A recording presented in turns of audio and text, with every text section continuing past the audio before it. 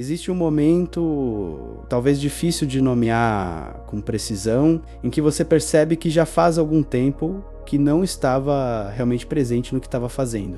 E não é um momento de susto, não é uma revelação dramática. É mais como notar que a luz mudou na sala, sem que você tenha visto isso acontecer. E você olha em volta e tudo está exatamente onde estava, mas algo passou. Alguma coisa se moveu sem que você tenha acompanhado esse movimento. E essa sensação, esse pequeno estranhamento silencioso, é uma das coisas mais honestas que a mente produz, né? Porque ela não mente, ela simplesmente aparece e diz que você estava em outro lugar, enquanto a vida continuava aqui. E você começa a perceber que isso não é uma falha, não é uma distração, é algo muito mais sutil do que isso. É como se a mente, diante de tudo que precisa processar, decidisse por conta própria o que merece atenção plena e o que pode funcionar sozinho, como uma máquina que aprendeu o caminho e não precisa mais ser guiada. E o caminho continua sendo percorrido, mas ninguém está exatamente olhando para ele. E o curioso é que isso funciona. O dia passa, as coisas acontecem, as respostas chegam no momento certo. E mesmo assim, alguma coisa não estava lá. Alguma coisa estava guardada em outro canto, movendo-se em outro ritmo. Existe uma palavra que os gregos usavam e que não tem tradução perfeita para o português, que é a palavra ethos, que não significa exatamente caráter no sentido moral, mas mais no lugar de onde alguém age, o ponto de origem dos gestos de uma pessoa. E talvez o automático seja justamente uma distância do próprio ethos, não uma ausência de ação, mas uma ação que perdeu contato com o lugar de onde deveria estar vindo. Como se as palavras continuassem sendo ditas, mas a voz que as diz tivesse ficado para trás em algum ponto do caminho. E é curioso pensar nisso porque a maior parte do tempo não sentimos essa distância como dor. Sentimos ela como normalidade, como o estado natural das coisas. Como se o automático fosse apenas o nome que damos para o dia quando ele está funcionando sem problemas. E talvez seja por isso que ele é tão difícil de perceber, porque não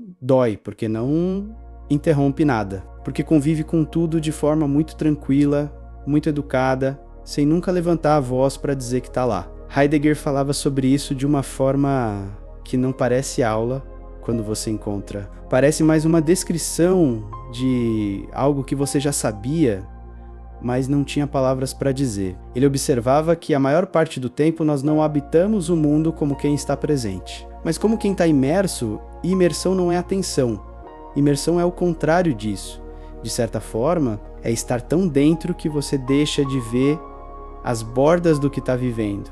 E quando você não vê as bordas, você também não vê o centro. Você simplesmente está em movimento sem saber exatamente de onde o movimento vem, ou para onde ele tende. E talvez seja justamente isso. Talvez o automático não seja uma ausência de vida, mas uma forma de vida que aprendeu a se sustentar com o mínimo de consciência necessária, como a respiração, que acontece sem que você precise lembrar de respirar. E enquanto isso funciona, enquanto o dia avança e as coisas são feitas e o tempo passa, uma parte de você está em algum lugar que não é bem aqui, não é bem agora, está num lugar que não tem nome exato, que não é o passado nem o futuro. É mais como uma região intermediária, onde a mente vai quando não precisa mais ser chamada para nada urgente. É como se houvesse duas velocidades acontecendo ao mesmo tempo. Uma velocidade do corpo que continua, que faz, que responde, que cumpre.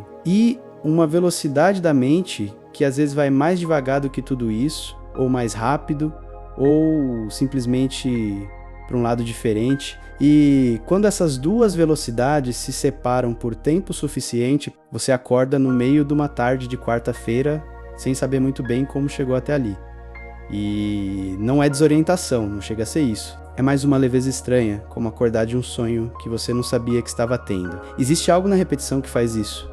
Existe algo no fato de que certas ações se tornam tão familiares que deixam de precisar de você para acontecer. E não é necessariamente triste, é até eficiente de uma forma que a mente parece apreciar. Mas o que acontece com o espaço que sobra, com a atenção que não foi usada, com a presença que estava disponível, mas não foi convocada, ela não desaparece, ela vai para algum lugar, ela flutua, ela deriva, ela se move por regiões que não têm tarefa nem direção. e às vezes isso é descanso, e às vezes isso é ausência, e a diferença entre os dois é mais difícil de perceber do que parece. William James, que pensava sobre a consciência com uma precisão quase delicada, descrevia o fluxo da mente como algo que nunca para completamente. Mesmo quando parece parado, mesmo quando parece silencioso, há sempre um movimento acontecendo por baixo. Uma corrente que continua independentemente do que está na superfície. E talvez o automático seja exatamente isso. Não uma parada, mas uma mudança de camada. A atenção desce, vai para o nível mais fundo e mais quieto. E o que fica na superfície é suficiente para que tudo continue, mas não é tudo que você é. Camus escreveu sobre o absurdo como algo que aparece justamente nesses momentos. Não nas grandes crises, mas nos pequenos intervalos do cotidiano. Quando a rotina perde por um instante a sua névoa protetora e você vê ela como ela é, uma sequência de gestos repetidos que constroem algo que talvez você nunca tenha parado para perguntar. Se é o que queria construir, e não é que seja errado, não é que seja vazio, é que é estranho, é que parece de repente pertencer a alguém muito parecido com você, mas que não é exatamente você. E essa distância pequena, esse milímetro entre você e a sua própria vida, é o lugar exato onde o automático mora. Você começa a se perguntar se isso é inevitável, se o automatismo é o preço que a mente paga por conseguir dar conta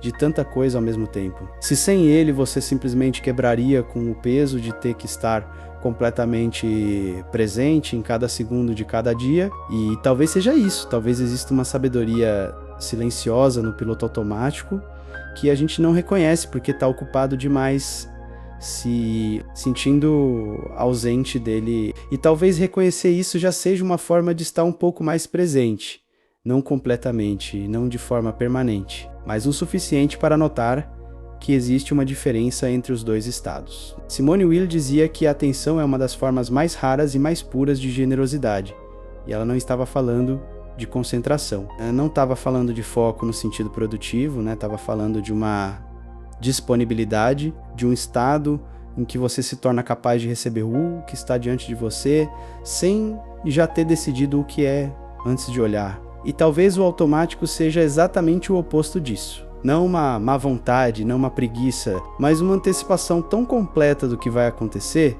que o presente perde a capacidade de surpreender sem nenhuma abertura para o inesperado. A experiência começa a parecer uma repetição de si mesma, mesmo quando os detalhes são diferentes. Mas, ao mesmo tempo, você percebe que existe uma diferença entre escolher não estar em algum lugar e simplesmente não notar que saiu. E é essa diferença que parece importante, não porque uma seja melhor que a outra, mas porque uma você conhece e a outra te encontra sem avisar. E há algo no ser encontrado sem avisar que deixa uma sensação estranha, não de perda exatamente, mas de algo que passou antes que você pudesse decidir se queria deixar passar, como água que escorre entre os dedos antes que você perceba que estava tentando segurar alguma coisa. E talvez o que reste depois de tudo isso não seja uma resposta sobre como parar de viver no automático, porque talvez parar completamente não seja possível e talvez nem seja desejável. Talvez o que reste seja uma pergunta mais silenciosa, mais honesta, sobre o que exatamente você quer que mereça o peso de estar completamente acordado. Sobre quais momentos valem a dificuldade de estar inteiramente neles. Sobre o que na sua vida pede uma presença que você ainda não deu. E essa pergunta não tem pressa, ela pode continuar se movendo junto com você, como algo que não precisa ser resolvido para continuar sendo verdadeiro, como um pensamento que não termina quando as palavras param, mas continua em algum lugar mais quieto, continuando por conta própria, no ritmo que a mente escolhe, quando ninguém está pedindo nada dela. E existe algo que acontece quando você começa a observar o automático, sem tentar interrompê-lo, algo que não é exatamente clareza, mas que se parece com ela. Uma sensação de que, ao olhar para esse movimento sem querer pará-lo, você começa a entender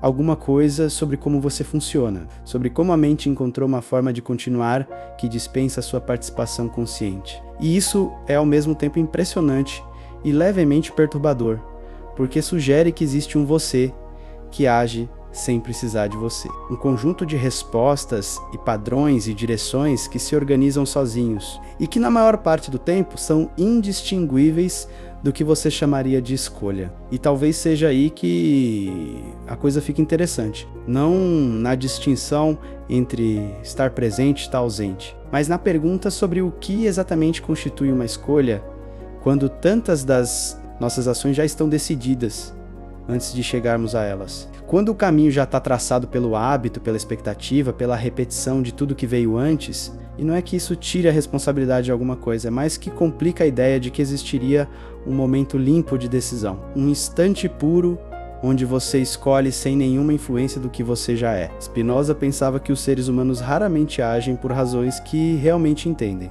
que a maior parte do que chamamos de vontade é na verdade uma resposta a causas que não vemos, que estão operando por baixo da superfície do que parece ser deliberação, e não é uma ideia sombria exatamente, é mais uma ideia honesta. Uma ideia que tira o drama da ausência de controle total e coloca no lugar uma curiosidade sobre o que são essas forças que movem as coisas.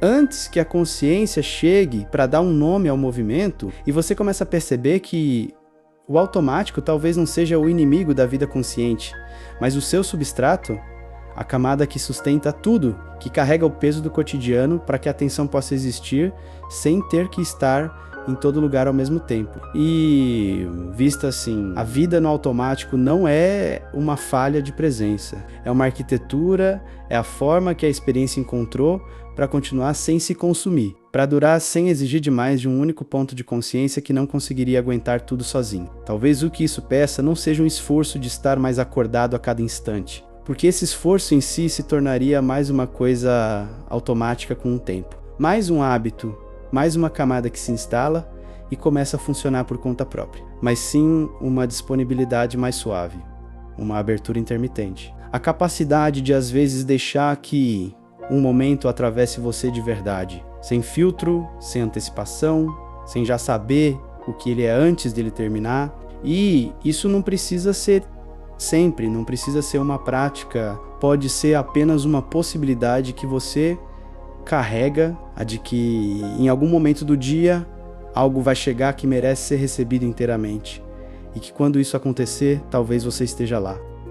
Se esse tipo de conversa faz sentido para você, a gente tem muito mais para explorar aqui. Se você chegou até o final, provavelmente é o tipo de pessoa que pensa diferente. E esse canal é feito para você. Até a próxima noite.